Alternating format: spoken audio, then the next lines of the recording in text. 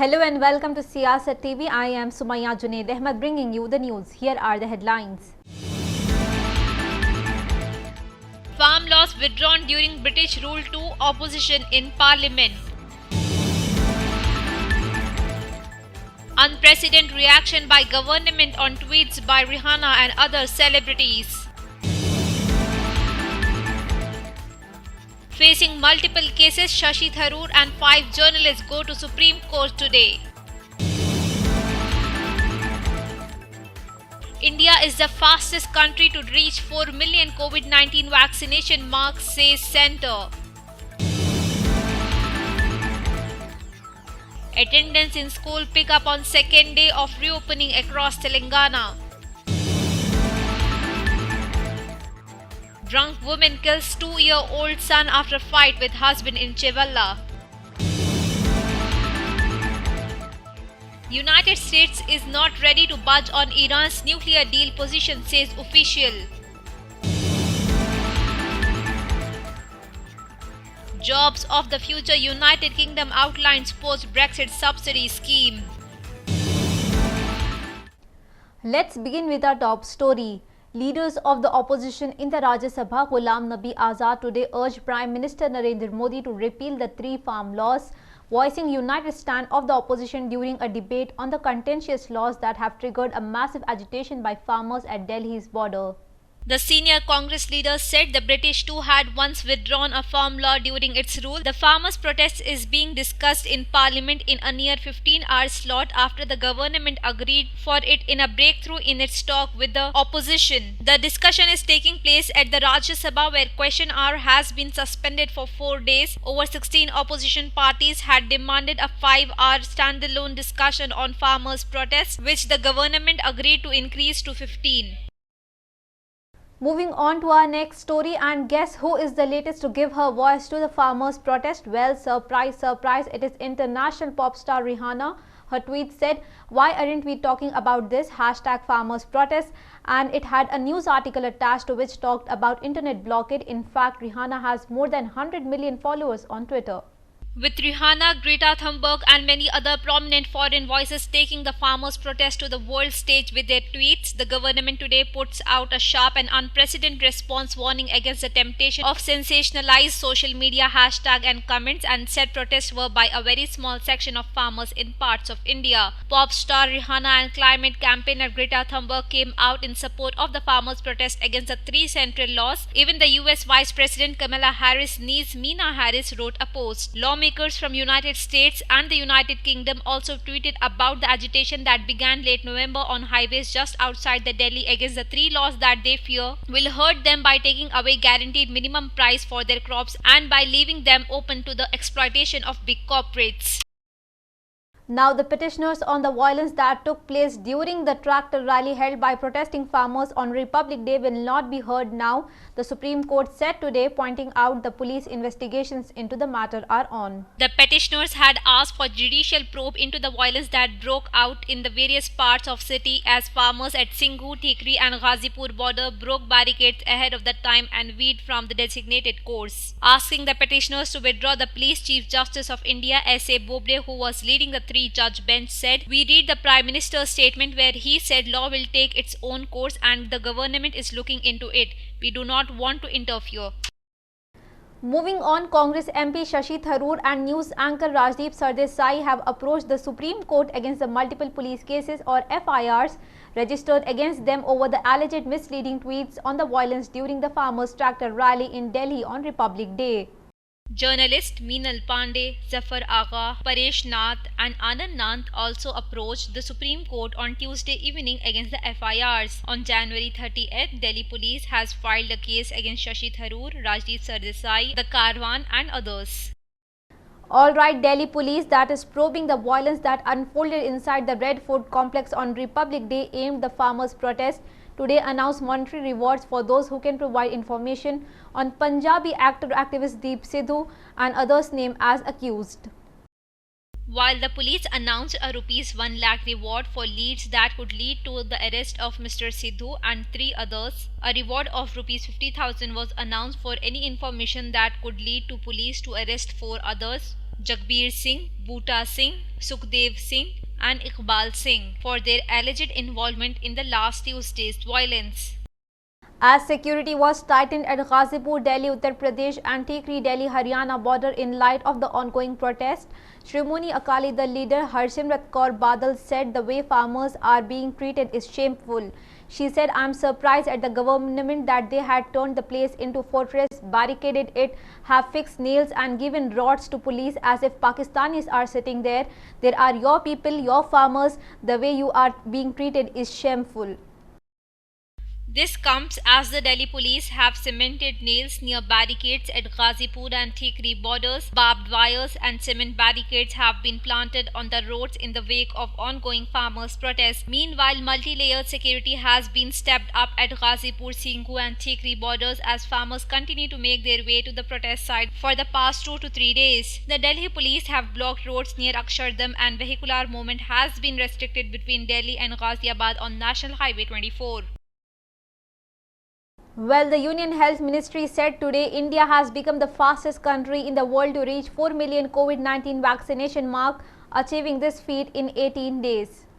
More than 41 lakh beneficiaries have been administered shot under countrywide exercise till this morning. The ministry highlighted as on 1st of February, India was among the top 5 countries in the terms of numbers of COVID-19 vaccine doses administered to people. India continues to undertake its vaccination drive at a fast pace. Let's bring you the latest on the COVID figures in the country. India's COVID-19 tally caseload crossed 1.7 crore mark with 11,039 new coronavirus cases and 100 deaths reported in the past 24 hours. Remember, this is the government data shared by the Health Ministry coming up early this morning.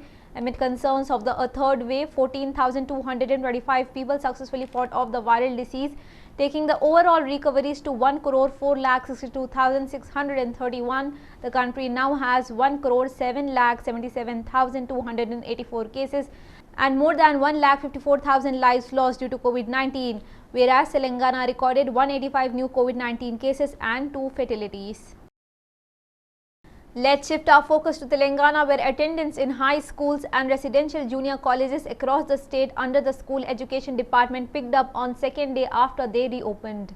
Out of 11,77,527 enrollments in 11,976 high schools and residential junior colleges, 6,34,386 students attended physical class, translating the attendance percentage to 54%. On the first day of reopening, 45% students were present out of 9,59,914 students enrolled in 4,668 government local body high schools. Out of 3,82,071 students in class 9th and 10th, 56% attended on Tuesday, while it was 48% out of 3,83,858 enrollments on Monday. Likewise, in 6,373 private high schools, attendance stood 56% with 1,97,627 students of class 9th and 10th attending the classes out of 3,50,321 enrollments. Union Minister for State for Jal Shakti Ratan Lal Kataria has lauded the relentless effort of the Telangana state government in achieving 100% functional household tap connections in the state in the record time. He also appreciated the state for working towards the supply of water to each household. The comprehensive drinking water scheme was conceived and implemented in 1998 by the then Siddipet MLA and now Chief Minister K. Chandrasekhar Rao. He said the Telangana model is being emulated in Bihar, Karnataka and Maharashtra. There was also a special mention of the project in Prime Minister Narendra Modi's Mann Ki Baat on 22nd of May 2016. The state government's effort towards water supply were applauded by various institutions. On Tuesday late night, a 2-year-old boy was allegedly killed by his mother at Ramanaguda in Chevella of Rangareddy district. Sources said the suspected, who was upset over the family dispute with her husband and in-laws, was allegedly in an inebriated condition when she committed the crime. She allegedly strangulated the infant with the sari in the house while other family members were asleep. On receiving the information, the Chevella police reached to the spot and have taken up investigation. More details are awaited. Moving on, in a shocking retaliation, a woman who lodged a complaint against a stalker was attacked with an axe at Teachers' Colony in Meerpet on Monday. Police said the woman, who suffered minor injuries, is out of danger. A video clip of the incident is making rounds on social media. According to the police, the 30-year-old suspect Rahul God was harassing the woman, who was his family friend and was married with a child.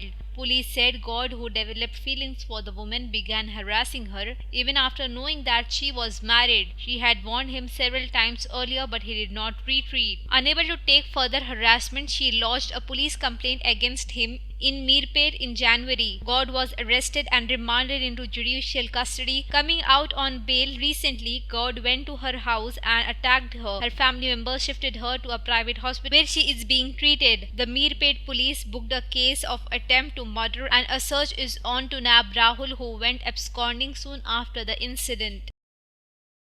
Moving on to our international news, the United Nations Security Council failed to agree on a joint statement condemning Monday's coup in Myanmar after a 2-hour-long emergency meeting failed to secure the support of China, a key Myanmar ally and veto-holding permanent member of the Council. The meeting, which was held virtually, followed the military detention of the Aung San Suu Kyi and other top politicians in the series of early morning raids on Monday, after which Armed Forces Chief Min Aung Hlaing assumed power. The military has said its coup was constitutional and promised to hold new elections, claiming last November's poll was fraudulent without evidence. A state of emergency will remain in force for 1 year. And the United States has not changed its position on what it will take for to return 2015 Iran nuclear deal, a Department of State spokesman said, reiterating that Tehran must take the first move before Washington will be ready to rejoin the pact. Iran's Foreign Minister Mohammad Javad Zarif suggested on Monday that European Union officials could synchronize or coordinate efforts by Iran and the US to return full compliance with the deal, formerly known as Joint Comprehensive Plan of Action. Asked about the Zarif's proposal for synchronized return, United States Department spokesman Ned Price told reporters on Tuesday that United States is prepared to walk the path of diplomacy if Iran resumes that full compliance with the agreement. Alright, the United Kingdom wants to establish a more flexible system of subsidy rules than those in place when it was a member of the European Union, Business Minister Kwasi Kwarteng said on Wednesday. Having the left European Union fully in January, the United Kingdom reshaping its economy has fought hard in negotiation with Brussels for the right to set its own state aid rule. Kwarteng said the new subsidy rules would make the United Kingdom more attractive to investors while staying within the terms of European Union exit agreement and avoiding a return to 1970s policy of supporting unprofitable industries. Before we wrap up our bulletin, let's have a look on our headlines. Farm laws withdrawn during British rule to opposition in Parliament. Unprecedented reaction by government on tweets by Rihanna and other celebrities. Facing multiple cases, Shashi Tharoor and 5 journalists go to Supreme Court today. India is the fastest country to reach 4 million COVID-19 vaccination mark, says Centre. Attendance in school pick up on second day of reopening across Telangana. Drunk woman kills 2-year-old son after fight with husband in Chevalla. United States is not ready to budge on Iran's nuclear deal position, says official. Jobs of the future, United Kingdom outlines post-Brexit subsidy scheme. These were all the updates. More news on the other side. Thank you for your time. For more news, stay tuned to Siasat TV.